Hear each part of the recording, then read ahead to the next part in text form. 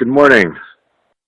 Hope everybody is doing well. I welcome you to Mayor Brown's Trading from Home seminar regarding New York State and City tax implications for asset managers. My name is Al Kumar. I'm a partner in Mayor Brown's New York office and a member of the tax practice group. I focus on state and local tax and specifically tax planning and controversy in particular for the financial industry in New York. Joining me today as a co-presenter from our tax practice is Kelly Donegan, who's also an associate in our New York office and who is an expert on residency issues. Before we begin, we'd like to mention a few housekeeping announcements. Note that when accessing Mayor Brown's webinars via our On24 platform, we suggest avoiding use of desktop virtualization software such as Citrix to decrease disruption or quality loss. Secondly, as listed under the FAQ widget on the right side of your screen, today's program is being streamed through your computer, so there is no dial-in number. For the best audio quality, please make sure your computer speakers or headset are turned on and the volume is up so you can hear the presentation. If you have any questions that are unanswered during the presentation, I invite you to submit them using the Q&A feature on the right side of your screen. And we will do our best to follow up with you directly after the webinar has ended. Regarding CLE credit, we will be providing an alphanumeric code during the presentation. In order to receive CLE credit, participants must record this code on the virtual sign-in sheet that was emailed to you with the login instructions for today's program. These forms are also available to download on the right-hand side of your screen under Resource List if you need them. In addition, feel free to visit our COVID-19 web portal on mayorbrown.com, which is our resource center that aggregates the latest Mayor Brown legal updates and insights on the impact of the pandemic and includes links to other useful resources. So with that said, we'll get into the presentation. This is actually my first time using this particular webinar platform, and I'm not used to not being able to see your faces or hear your voices. So bear with me if we have a disconnect at any point. As many of you know, and my background is with New York City. I was the director of business tax services at the city, which meant that I got involved in drafting law, drafting guidance, and working with the audit division and developing its policies on specific issues, as well as assisting with audits. And so part of what I'm bringing here today is experience that I had with the department and what I know of how the UBT operates. And Kelly Donegan, who is here with me, has been practicing state and local tax for a while now too, and he is focused, as I mentioned, in particular on residency issues that are relevant here.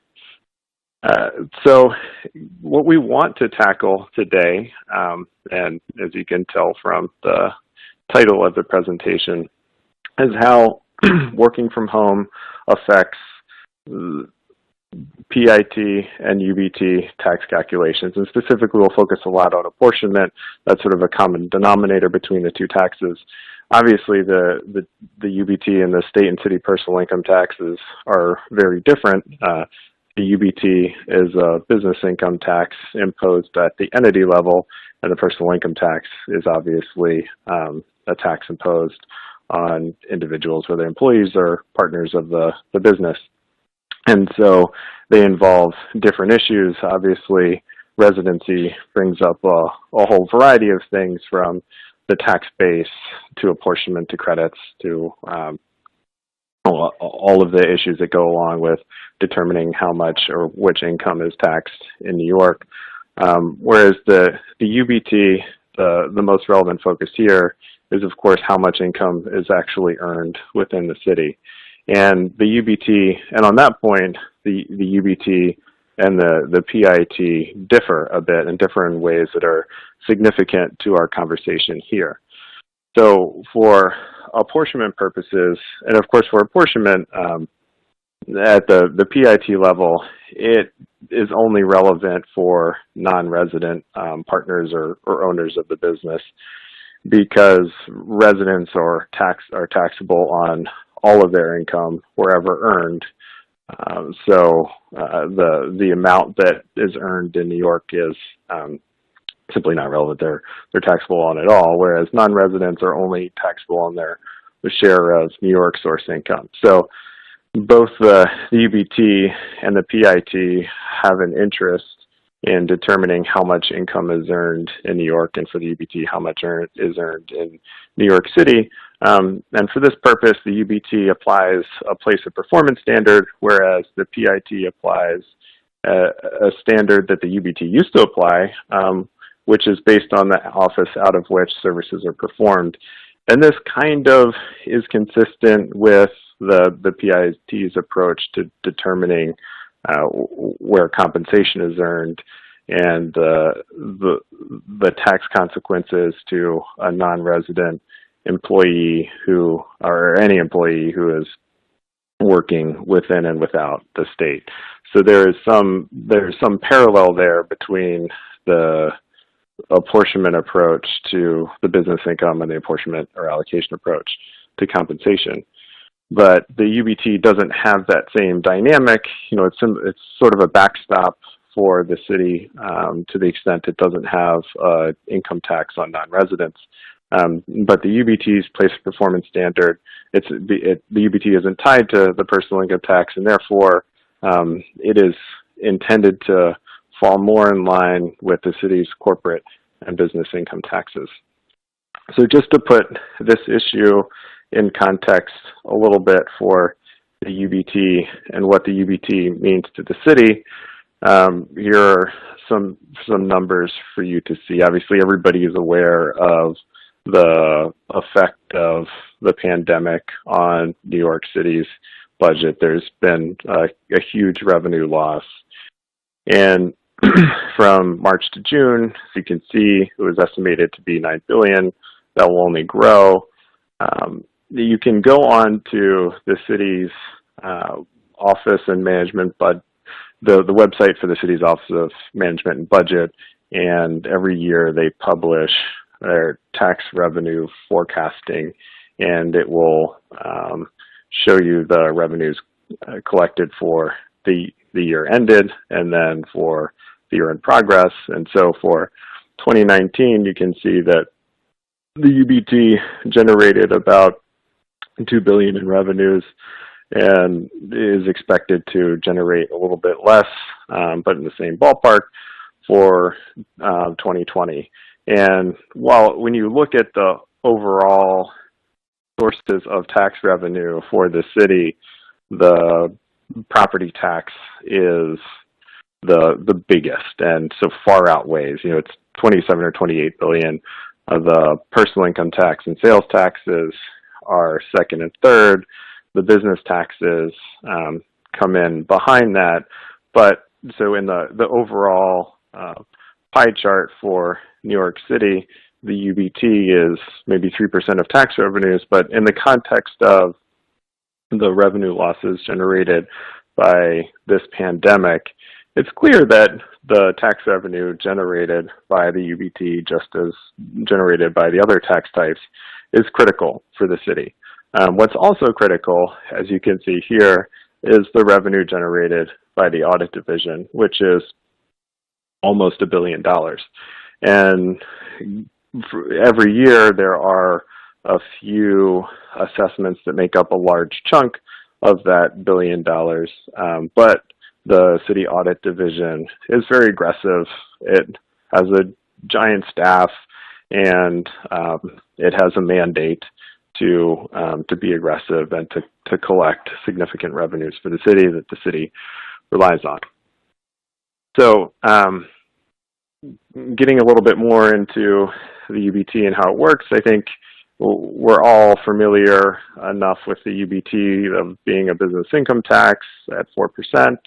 It applies to not just partnerships and LLCs, but trusts and sole proprietorships. As a result, net income has a definition that's unique to the UBT.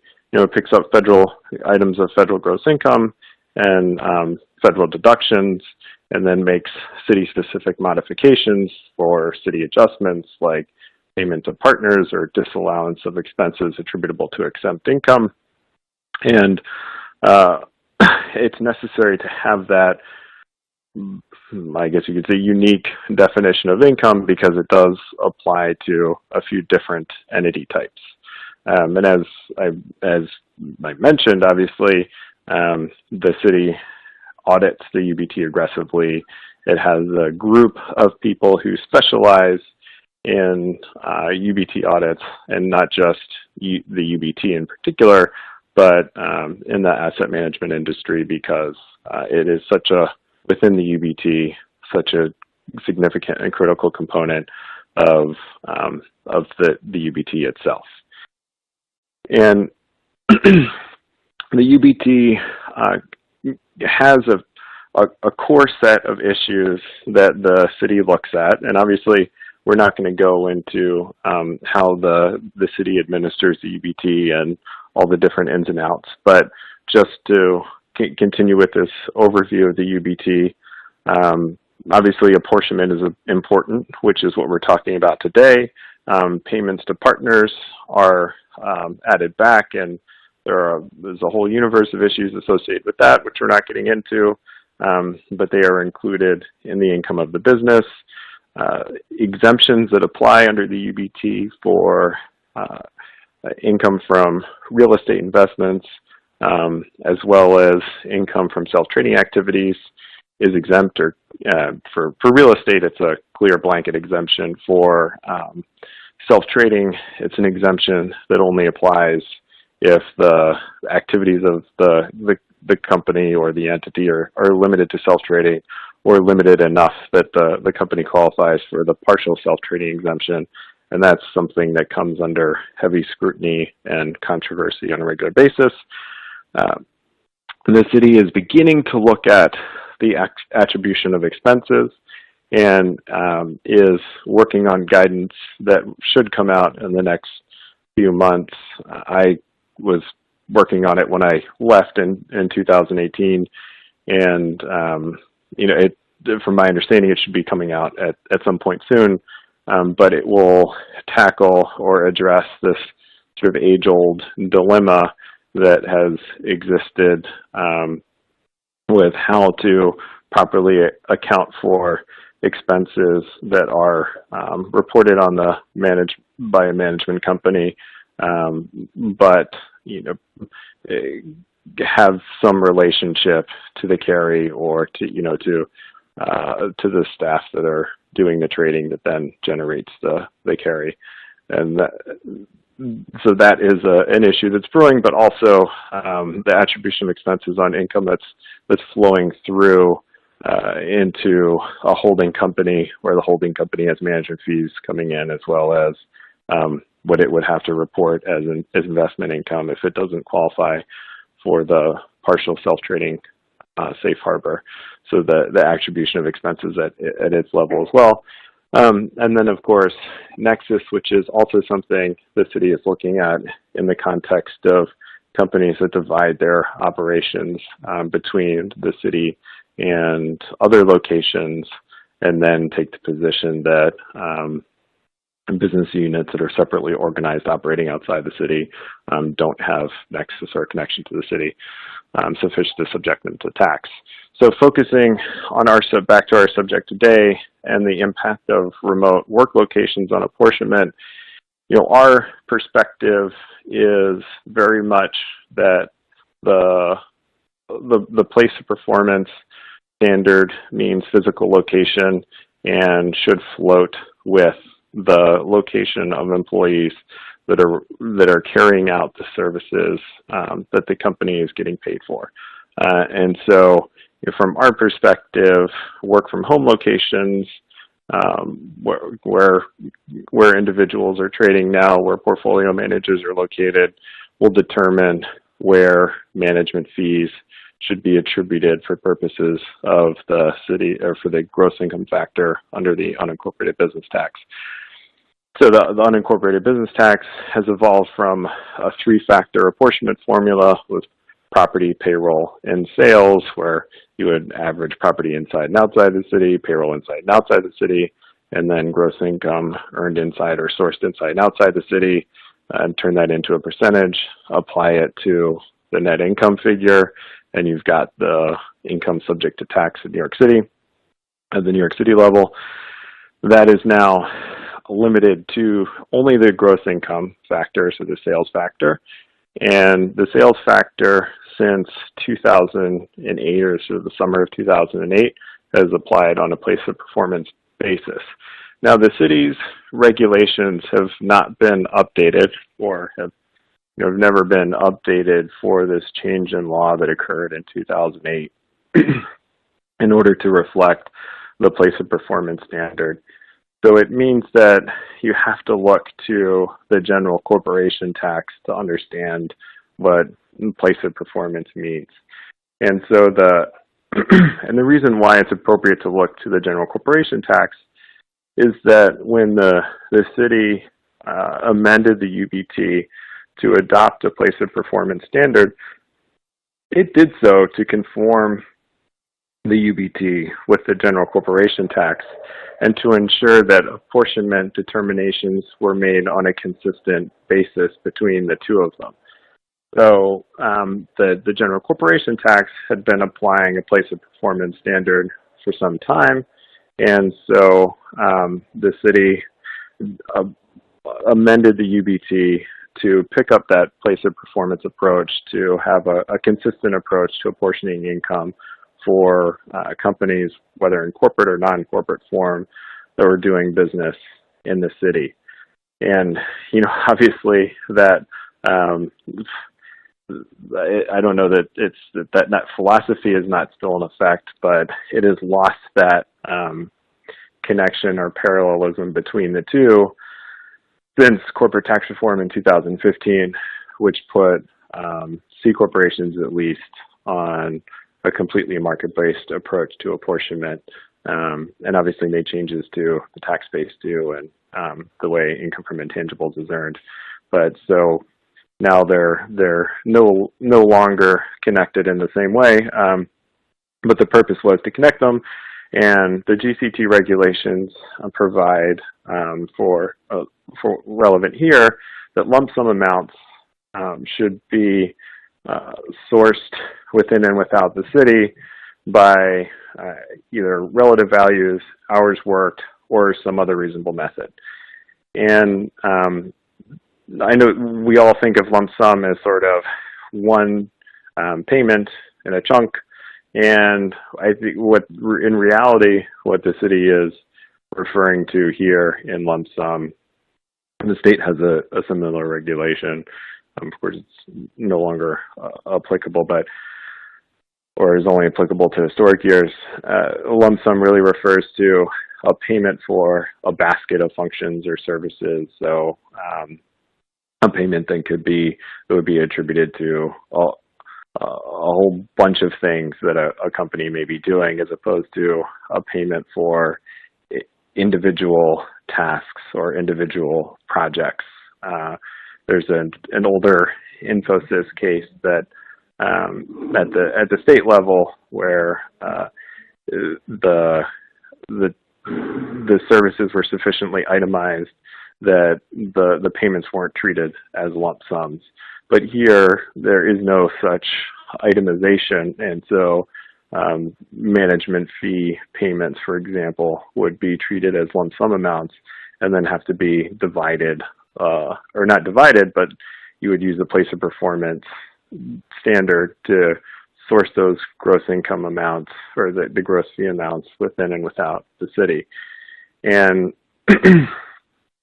like I said, the regulation provides a few different possibilities, whether it's relative values, hours worked, or some other reasonable method. And some other reasonable method doesn't have any further definition in the regulations there is some state guidance regarding what some other reasonable method means, and it's sort of a facts and circumstances determination.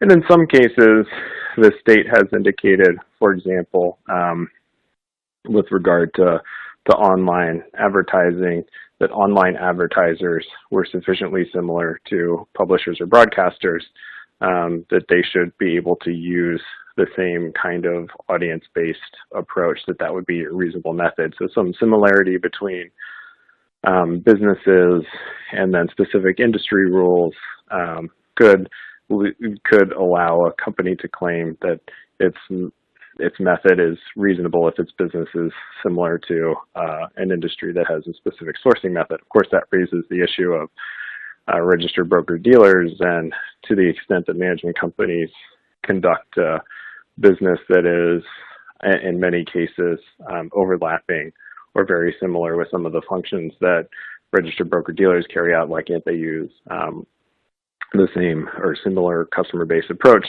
that is in litigation? And we will, we followed it at the state level, and we'll continue following it at the city level as well. But back to the slides, and I previewed this a little bit. I think, because of this shift to the place of performance standard, and the standard that previously applied prior to the summer of 2008, that looked to the office out of which services are performed. Because of this shift, I think we think that the city is pretty well tied to looking to the physical location of where staff, personnel, contractors on behalf of a business are performing the services of the business, as opposed to the office that they're assigned to, the office where they are overseen, or the people who are directing their activities or overseeing their activities or managing them are located. So their actual physical locations and where they may be are now what guide the apportionment approach. And the city specifically moved off of a method that would have disregarded temporary work locations in favor of one that reflects current work locations. And we think that the shift away from a method that would have allowed them to ignore temporary remote work locations into the place of performance standard, kind of ties their hands. And think they're stuck with looking to the physical location of the personnel that are performing the services on behalf of the management companies. And, part of this shift, as I said, dealt with conformity to the corporate taxes, but part of this shift was also driven by the city's desire to retain offices in the city, sort of economic development considerations. Because having an office in the city and having staff associated in that office in the city under the old method would end up with more income attributed to the city and therefore more tax attributed to the city, the place of performance standard was considered friendlier to businesses that had staff and offices in the city, especially businesses that have staff that travel, as most do. So that the city is sort of bound by its policy choices when it shifted to the place of performance standard. And so there are a couple of, one older case that demonstrates how the former standard worked and how it would have applied today with regard to temporary locations in the pandemic. And a more recent case that demonstrates that the place of performance standard really does pick up the locations of the people performing the services. So the matter of Zaretsky is a UBT decision that applies the old office out of which services are performed standard. And in this particular, the facts in this particular case involved a doctor who had an office in New York City. He did a lot of expert report work and he would do that on a regular basis from his home office in New Jersey. And the city, and he attributed the income, or that income to his New Jersey home office. And the city challenged that and said, look, your front office is the city. Your city office is what's on your business cards. It's where you have your receptionist answering your calls. It's where you meet with new clients. It's the way that you generate your business, and all of your correspondence is sent out from that location. So it's really where your business is operating from. That's how you generate the income of your business. So that's sort of the primary location from which you project your services and connect with the world. Therefore, we're going to treat that as the office out of which you're performing your services, and the court agreed.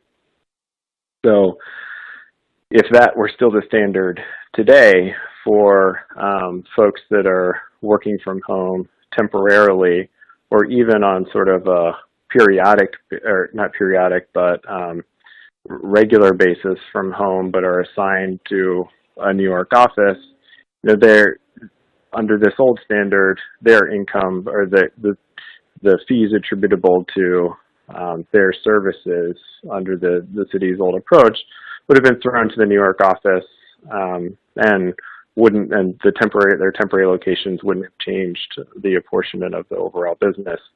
But now we're in this place of performance world, and I've included a corporate tax decision here, or general corporation tax GCT decision here, to apply to demonstrate the place of performance standard.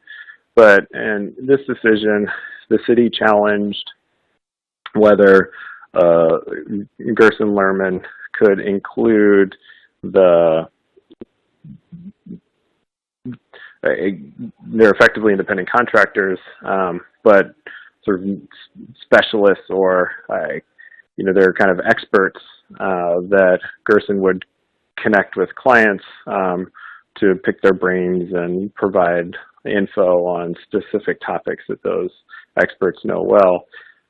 But in any event, the company had included them in the apportionment formula and in the place performance standard. The city challenged it, and so the tribunal ultimately concluded that they should be treated like any other independent contractors. The gross income is attributed to the location of the services of independent contractors as well as employees, and their costs should be incorporated into they took a cost of performance approach into the overall cost of performance method. And it shows both, one, a way in which the city might seek to cinch or cut back on the amount of gross income that's attributed outside the city, and for the conversation that we're having now, to trying to throw out the costs associated with people located outside the city and the difficulty we'll have doing so.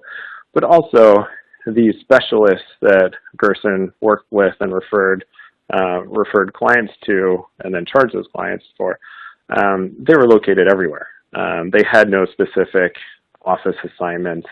They were either working from their university offices, working from their homes, working from their offices and other businesses.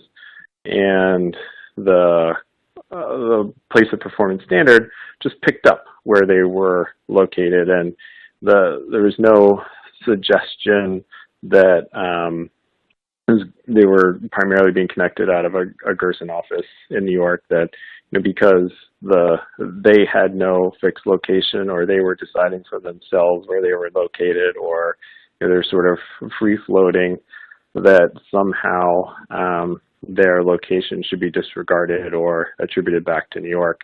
And it demonstrates that physical location is the key to determining place of performance.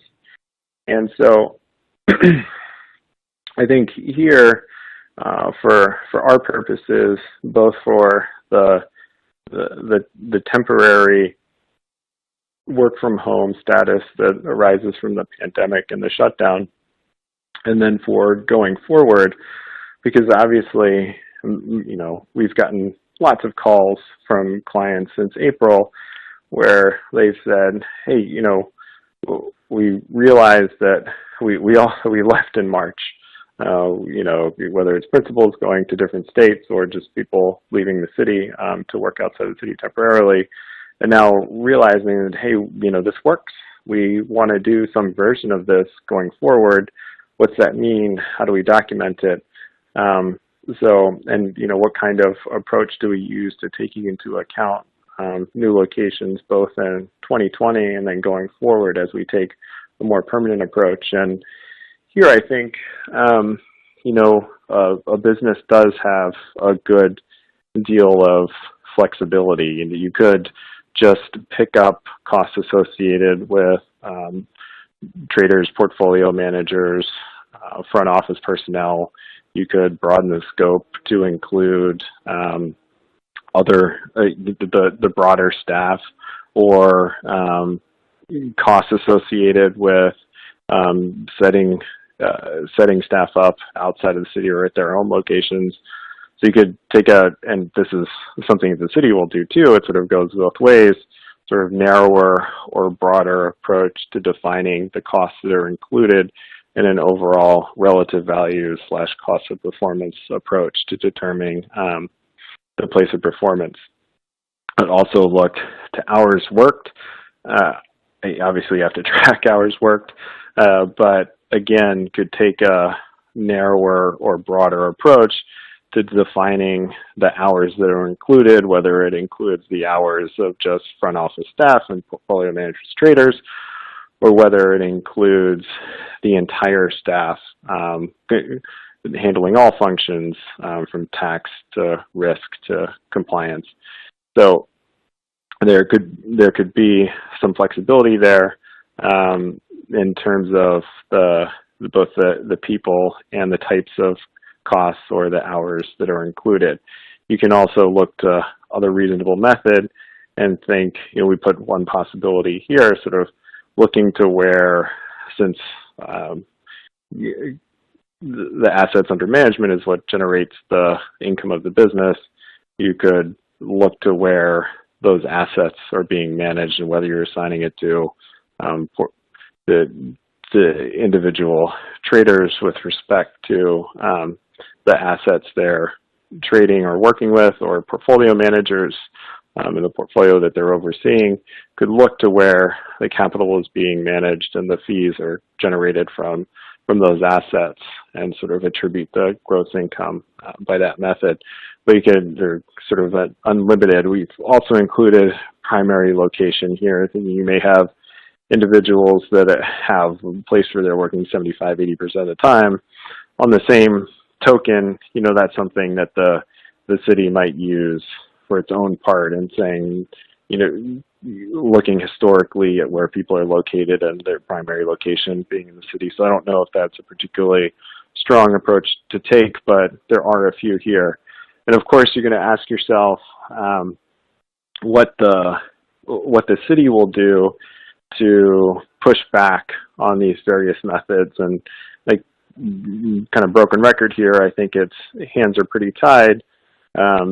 But you could say that the office is really that though a person may be located in Connecticut or New Jersey, their cost is still associated with the New York City office. Therefore, under a cost to performance approach, it's, New York City is the New York City office is the cost center, and therefore their cost should be attributed to New York City.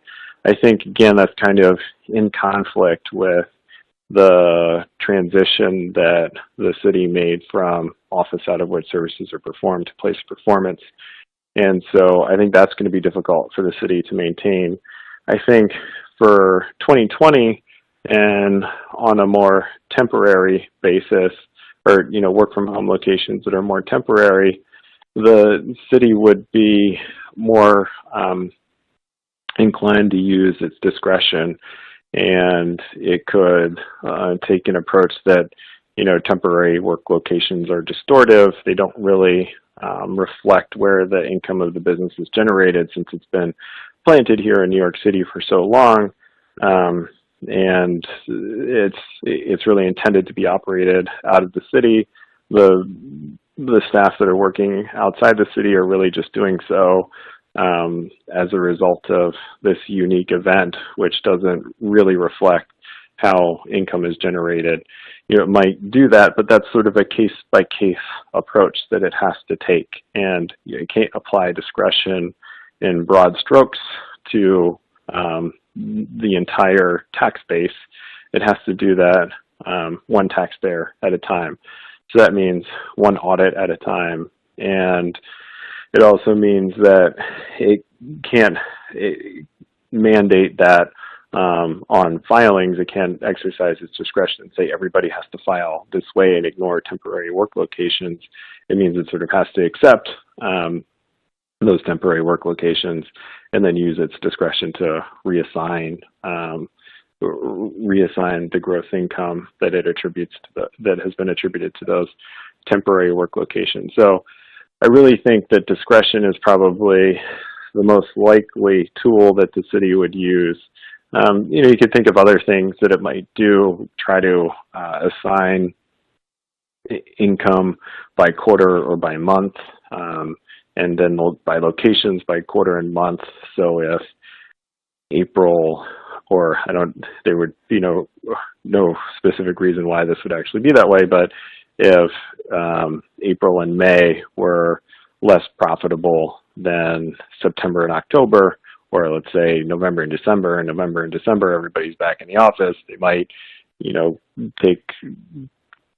put weight on November and December, or, obviously attribute more gross income to the period in which the people were back in the office in November and December. But I think, again, that's a very taxpayer by taxpayer specific determination, and doesn't provide guidance on how to file. And so I think it's going to be more difficult for the city than for the state to provide broad guidance on the pandemic. And it might try, but discretion is really a taxpayer by taxpayer determination. So like I mentioned, obviously the pandemic is temporary, but it has caused our clients to consider a more permanent shift toward a work from home environment. And so I guess there's one point I want to make about what the city might do. A very obvious thing that the city might do is disregard temporary work locations if there's insufficient documentation. So this next slide is about building up both for the 2020 year, so that's less important than going forward, but also going forward and establishing for the business, and then for the people that work in the business, their temporary work location, or not temporary work locations, but their work from home locations as locations that have merit under the place of performance standard and have substance and are verifiable for place of performance purposes. Because it's definitely clear the first step the city would take in trying to push back on a work from home approach is, well, you don't have documentation to show that this X, Y, or Z person was actually working from New Jersey or Connecticut or wherever. And you want to think now about both the kinds of information that you can collect, as well as the temporary policies that you put in place in March and have been updating since then, and the policies you might put in place going forward to reflect a more genuine shift toward remote working. And so we have some suggestions here, and I mean, I don't know whether you want to think of them as steps or building blocks, but they kind of lead to one another. So obviously you want to, or maybe not obviously, but you'll want to internally be able to demonstrate with how the business is now operating and shifting from having people in the office to having people working from home. And that's could be everything from new assignments to procedures for reporting in, for expectations regarding being in the office, procedures for attending committee meetings remotely, procedures for attending board meetings remotely, office attendance expectations, procedures for reviewing and authorizing trades, and procedures for hiring and onboarding. You also need to, and just general procedures for management, how you handle direct reports, how you communicate on key decisions, where principals are located, and the general communication among groups and decision-making flows would have to be a little bit would necessarily be adapted and should be reflected to the extent that they have been adapted. But on a sort of more basic level, you also would need to update, just like as you normally would, your payroll, locations for payroll, but would want to be recording individuals' locations and where they are working. You'd want to be able to demonstrate that in this genuine shift to working from home, that you have established codes of conduct, minimum security standards, minimum, or if the business is going to invest in work from home locations, maybe they're setting minimum standards around, well, I think you would want, and certainly for high earning individuals, you would want their hardware at home to be able to, or to allow them to perform all of their core functions. And this sort of relates to office policies and procedures. You really want your people to be able to perform their core functions from their work from home locations. It shouldn't be that they can take calls at home, spend time at home, send instructions to people in the office.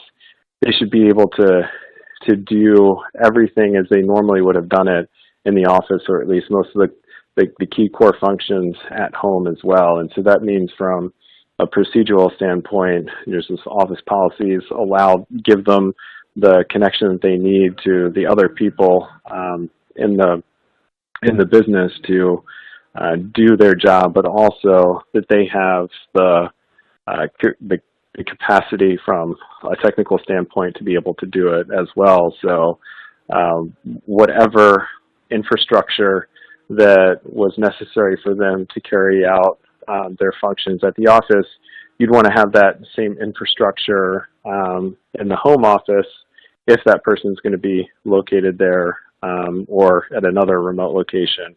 You'd want that same infrastructure capacity there. And you would also want the business to have documented standards in place that require that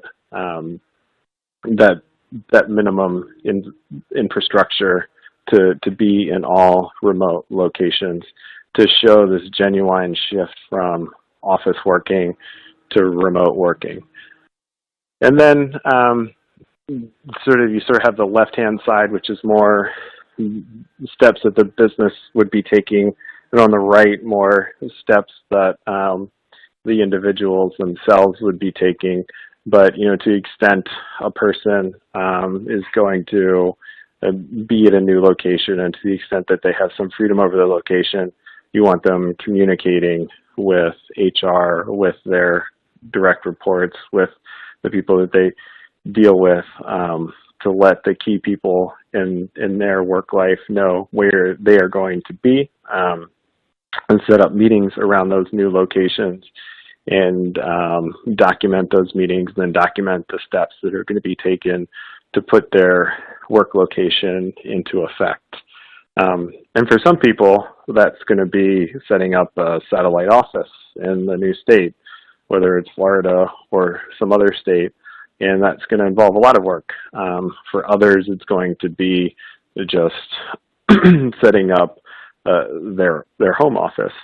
But you'd want to document the steps that are going to happen. And similarly, you need some sort of location tracking system. That obviously Moneo or location tracking apps are popular and have been suggested. You want something that's specific to the business. And so general location tracking apps may tell you where a person is, and you can infer that they're working from that location on that day. But you would want data that you record that is documentation that the person is actively engaged, how they report in, whatever it is. You, in an ideal world, will have some ability to track where they are working from. And quite frankly, that might be more appealing to staff than having them carry around or have a device that's tracking where they are generally. But also, just as a basic step, the auditors look at calendars, and so you want calendars updated for locations. You want where somebody is logging in from, or obviously virtual meetings have a login of their own, but to the extent you and it's a fairly easy step, the person can just put in their calendars where they're working, where they're taking meetings, or if they're not, but use that calendar as a journal, a daily journal of work locations that can be provided to an auditor upon request. So here I'm going to stop on the UBT, and I know I've sort of eaten up a bunch of time, and we're going to get to the PIT now. And now we're going to shift over to the personal income tax. Again, what's important to keep in mind here is that the personal income tax goes in a number of different directions, and where the UBT is focused just on apportionment, obviously the PIT brings up apportionment too as it relates to non-residents. But you can think of, the two classes of individuals here that are at issue. You have staff, and then you have principals or owners. Staff have different consequences depending on whether they're residents or non-residents. A residency determination is important both for credits, and then work from home is relevant to determining how their salary and bonus is allocated. And then for owners and principals, got the non-resident determination, which is going to affect their tax base, what's going to be included as taxable by New York State, whether it's going to include all flow-through income, carry income from intangibles, investment income, or just wage-based compensation. And then also for them, to the extent that they have non-residency or achieve non-residency, the share of income from the business that's going to be proportional to them. So I'll turn this over to Kelly to run through some of the personal income tax overview. Kelly, do you want to take over? Absolutely. Hi, everyone. As I'll mention, my name is Kelly Donegan, and I'll be kind of hitting on the personal income tax side of this. So really the impact for remote work locations is going to be different, as I'll mention, based on residency. And for residents, the starting point for PIT is basically federal adjusted income. That's the tax base. So regardless of source, residence income will go into the New York bucket, but he or she may receive a credit for taxes paid to other jurisdictions, other states. So it's important to remember that because New York's tax rates are so high, especially if someone's also a resident of New York City, that New York is going to get the piece that's left over there. And so the first question often is who is a resident, or what's a resident, and how do we change that? And an individual can be a resident of New York if he or she is either domiciled in New York or a statutory resident of New York. And residency rules are complex. It's a pretty widespread, piece of the law here. And so going into all residency rules would take a whole webinar and not something I can cover in just this piece of time. But just at a high level, a domicile is a person's primary or permanent home. It's really the place that we call home. And to change one's domicile outside, if you've been domiciled in New York and you're trying to get out, a person must prove by clear and convincing evidence that they have changed where their permanent home is located. And that's not easy. It's not as simple as saying, okay, I live in Florida now. An auditor will review 5 primary factors to determine a taxpayer's subjective intent, where they intend to live. And those factors are home, time, location of near and dear items, active business involvement, and family. And so they'll also look at other factors: driver's license, voter registration, location of doctors, things people really think of, but it's really those 5 factors that make or break someone's domicile determination. And the second form of residency in New York is if someone is not domiciled in New York, they can become a statutory resident if they have a personal place of abode, a home in New York for substantially all the year, which has been interpreted to mean 11 months, and that person spends more than 183 days in New York. Obviously, statutory residency is a much more black and white test. Domicile is a very gray area, and due to the burden of proof, difficult to prove that you've left New York. And so for residents, things that we want to consider are one, the credits paid to another state that I mentioned, but also something just to note is intangible income. It's important that residents are careful of how their intangible income will be treated, especially residents who, whether they're residents of New York or Connecticut, for example, and let's say they're at a vacation home, a New York resident has a vacation home up in Connecticut, and they're spending the pandemic at the vacation home. Connecticut has the same sort of statutory residency rules, so they can become a statutory resident of Connecticut. And when that happens, and if you earn intangible income during that time, both New York and Connecticut will tax 100% of that intangible income with no offsetting credit. And that's because the intangible income isn't sourced to one location. So both New York and Connecticut feel that they deserve the 100% piece there. And the opposite is true as well. A Connecticut resident with a New York vacation home would trigger the same sort of intangible problem. And so that's just something to note during the pandemic, where someone may be, living in a place where they are typically not domiciled, but haven't changed their domicile because they aren't able to kind of meet the factors of that stringent domicile change test. And on the just to note here, intangibles income would include, here we'll also be referring to flow-through income. So to the extent you have a person obviously receiving carry or flow-through of management fees, if the management company isn't running flat, that dual residency, having a statutory residency in Connecticut and a domicile-based residency in New York, means that flow-through income would be double taxed, and there's no relief from double taxation. Connecticut has a credit that would provide relief for double taxation, but it's only reciprocal if the state of domicile also has a similar credit. Okay, and then for non-residents with respect to partnerships, it's important to think of the PIT in terms of both partners or owners and employees, as I'll mention. So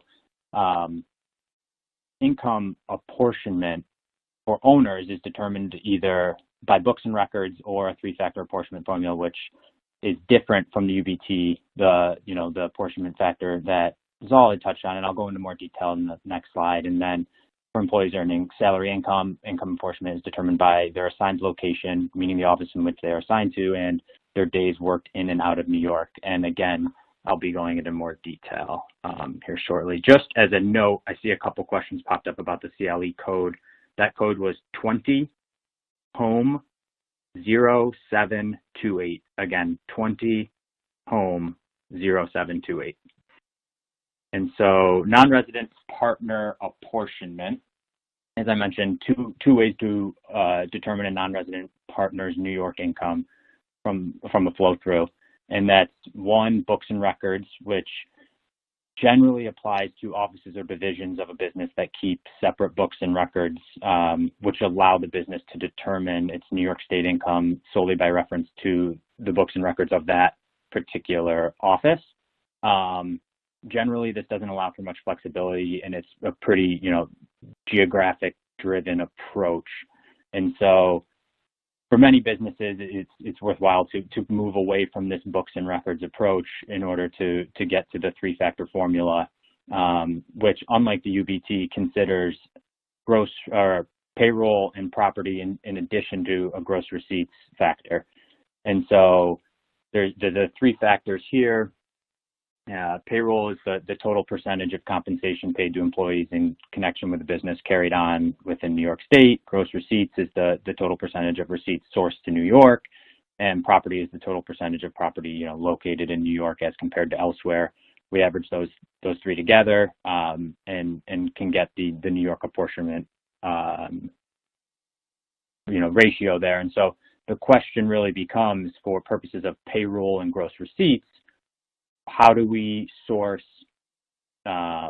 services, right? The services here are really going to be the issue, especially, with in terms of the pandemic. So with respect to services, costs are associated with payroll will be sourced to New York State if the partner is assigned to New York office. Likewise, for purposes of gross receipts factor, it's the same. It's where the person is assigned, and this is obviously different than the UBT's place of performance standard. And so, what is important to think of here is it doesn't really matter whether the person is in home in Connecticut. If they're continue to be assigned to the New York City office or the New York State office, then receipts generally will be sourced back to New York. And for the property factor, it really depends on the location of property owned or rented. And, maybe during the pandemic, there's more computers, at home or, owned by the business, or Bloomberg terminal set up at someone's home. A big change to the property factor would obviously be establishing satellite offices outside of New York.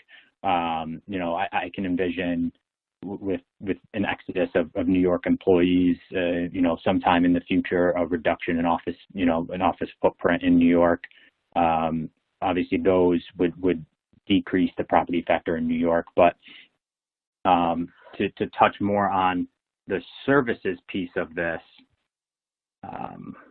we'll jump ahead. And as I mentioned, but just to break in here for 1 second. And this is a little bit of a broken record, but just recognize here that you'll end up with very different outcomes at the state and city level regarding apportionment for the partnership. So, the percentage will be different, but also the kind of the valuations and determinations that you're making will be different. And so you end up with a distinct divergence, or can end up with a distinct divergence between how much income is reported to New York State and then how much income, or, the proportion of income that's reported to New York City for UBT purposes.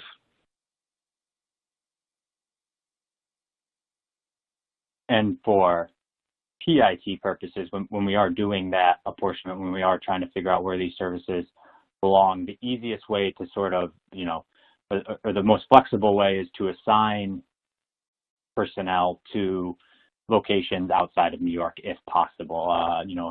If a large group of people are down in Florida, moving down to Florida, establishing a satellite office down there or elsewhere, and assigning staff to those locations will then allow for the apportionment of receipts and payroll to be out of those particular locations instead of New York. And again, it's just solely based on the assignment. And then, a secondary, and I've been using more generally here, is goes back to the case that Zal had mentioned earlier, is matter of Zaretsky, which, as you remember, was the case of the surgeon who was doing 20 hours a week in New York City and 30 or 40 doing the administrative stuff at home in New Jersey. And although it was a UBT case, what it was looking at was back when the UBT standard was based on primary location before it changed its rules. So the analysis is really still a good analysis for PIT purposes. And what it said, what that case, came down to was if a home office is continuous and permanent, you use it with the regularity and continuity to establish a permanent at-home office, then the business itself can source receipts to that office. And so during the pandemic, when people may be home for a short term or they plan to go back to the office, it may be difficult to make the argument that under Zaretsky, a continuous and permanent home office has been established. But, long term, as we know, people are going to resist going back to New York or want to stay home longer, want to stay home, maybe 3-4 days a week, something like that. Then through continued use of that home office, it may be possible to establish a continuous and permanent relationship in which it will be possible to source those receipts under the payroll and gross receipts form or factors for services outside of New York. But it is still important to remember the final holding in Zaretsky was, although his home office did, meet the continuous and permanent standard, because the negotiation and consummation of all of the services was in New York City. He was performing the surgeries in New York City. Kind of the bulk of the business was in New York City, and he was just handling the administrative tasks and the phone calls, things like that from New Jersey, that those receipts were still sourced back. So you need both here. You need one, the home office to be considered a continuous and permanent home office, and then two, the work kind of flows from that office. It's developed there and then done there. And that way, under Zaretsky, the sourcing may be outside of New York. And that's why it's going to be so difficult to turn home offices into offices out of which services are performed for purposes of sourcing gross income, because unless you're able to, it'd be easier with satellite offices, but unless you're able to set up your staff or personnel in a way that they're engaging with the outside world, and the business is presented to the outside world as operating from these locations, then it's really going to be difficult to establish these remote locations as offices out of which staff or personnel are performing their services. And so here's just, as Zal mentioned earlier, the PIT and the UBT may lead to different apportionment form or ratios, and because of the treatment, place of performance versus assignment. And so this is just to hit on that once again, make it as clear as possible. UBT is the single factor, and the PIT is the 3-factor formula here. With respect to non-resident employees, the analysis is slightly different, because employees earning salary wages allocate earnings to New York State based on days worked from within and outside of New York State. And although that seems easy, right? Okay, we're home, we're outside of New York, we're working from home, Connecticut, New Jersey. New York has what's called the convenience of the employer test. And what that means is if you are working from home for your own convenience, right, in a typical world, I live in New Jersey, I don't want to go into the city today, I don't want to commute, whatever, I'm going to work from home. that's for my own convenience. That is still considered a New York workday under New York's rules. And so claim days worked outside of New York must be based on necessity. It must be, your employer's necessity, not the employee's convenience. And this rule only applies if the employee is assigned to a New York State office. The main case here is Zielinski, where a law professor at Cardozo was living in Connecticut, and he would come in and teach a few days a week, but then the rest of the week, do his research, write papers, do everything else from a home office in Connecticut. And he tried to apportion his income from the law school, a portion of it to Connecticut based on the time he spent at home. And New York said, no, your business, the law school is based in New York. You can't do what you're doing unless you are employed in New York and teaching in New York. So all of your income is apportioned to New York and none is apportioned to Connecticut based on this convenience test. Again, only applicable if you're assigned to a New York State office. So the easiest way for an employee to not fall under this or to have this problem is to be assigned to another office, a satellite office if applicable, if there is a satellite office that they can be assigned to. If not, it's unclear how convenience tests will be applied during the pandemic. And that's because it has been interpreted to mean that an employee's out-of-state services are not performed for the employer's necessity where the services could not have been performed at the employer's office. And so at a certain point, I'm not sure when that was, a lot of people weren't allowed to come to New York, whether it was when an office shut down, when the governor, stopped non-essential work. I think there may be a gray area of when that happened, and it's unclear how New York will treat that gray area and treat the convenience test in general during the pandemic. Will New York state that all of this time, you could have come to the New York office? Who knows? Will there be a date in which, they rely on when the governor, stops people from coming in? I think that it's unclear how the convenience test will be applied, but I think it's fair to argue that at a certain point, employees located out of New York were not, able to go to the New York office, even if they had wanted to, right? If the office was closed or simply, by government mandate. So on a longer term approach. Yep. Just in a quick note here, I will say that for most of our clients have taken the approach of withholding for New York office employees, as they had done before the pandemic, absent further guidance from the state, assuming that the state is going to take a hard line on the convenience test. So certainly if somebody's working from Connecticut but has a home in New York, may dispute whether it's for necessity that they're in Connecticut as opposed to New York. So most of the market is at the current time just withholding based on past practice. Obviously, New Jersey has authorized that approach. Connecticut has stayed silent, but I think everybody is looking for guidance from New York and Connecticut over how to address withholding and is applying status quo until then. And so to get around the convenience test other than being assigned to an office outside, there is an exemption for a bona fide home office, but that exemption is very difficult to meet. You either need to meet what's called the primary factor, which is it is necessary for your work to be assigned elsewhere or to work from home. And a lot of times, like the example they give is a test driver needs to be located for cars, needs to be located near a racetrack or something to that effect. If you don't meet a primary test, which, it's a very narrow exemption, you must meet 4 of the 6 secondary factors listed here. And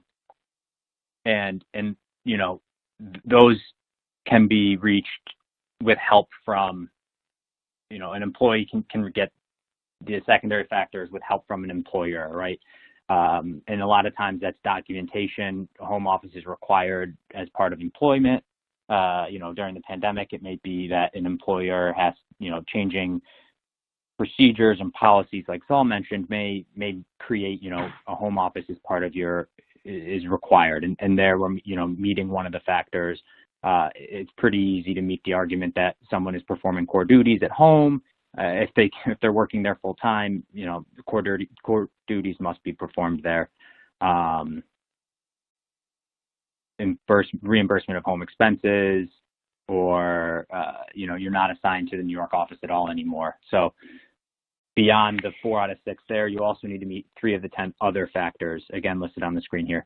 And it's, again, an employee-employer relationship. They would have to work together in order to make sure that these can be met. And that's really, other than being assigned elsewhere, to get around the convenience test with allocating days based on in and out. And then lastly, to support PIT work location, and Zol mentioned this earlier with the UBT, New York will not just take your word for where you're working. Documentation. It is incredibly important to be able to, assert where you've been working and then allocate accordingly. And the rules or the way in which to document is the same for UBT and PIT. And so everything Zol has mentioned earlier applies, but they're just listed in a different order here because allocation for employees really is based on that days worked in and worked out. And so a lot of times the first thing that an auditor will want to see is where you were and where you were on work days. And so location tracking is often the most important piece here to prove that you were outside of New York or an employee was outside of New York in order to allocate that income outside of New York. So the general rules, the general thoughts that Zol mentioned earlier, I echo here, but it's really the same sort of thought process. So to sum up, this is sort of a lot of words that can be boiled down to, from our perspective, both temporary in 2020 and then going forward, to the extent that businesses shift to more of a work from home model, the UBT will float and adjust, and the PIT will not, though there could be some convenience of employer issues with respect to specific employee comp, but think of the UBT is adjusting and then the PIT is not, but they could converge and you could get to the same result if you invest in establishing real offices outside of the city, whether those are satellite offices or bona fide home offices. That is where the apportionment determinations could begin to converge for the state and the city. But so long as you have these 2 different standards, place of performance or office out of which services are performed, not to mention a 3-factor formula under the PIT, you're going to end up with a disconnect between the 2, and one that adjusts to work from home locations and the other which largely does not. So we appreciate you all joining today. Obviously, or not obviously, but you can. We invite you to contact us with questions. We're easily accessible. You can get us on our website, and you have our emails. To the extent you've sent us questions through the Q&A function here, we'll follow up with you later, and you can be in touch and talk about your issues. But overall, thank you for joining us, and feel free to contact us with any questions in the future. Thank you very much.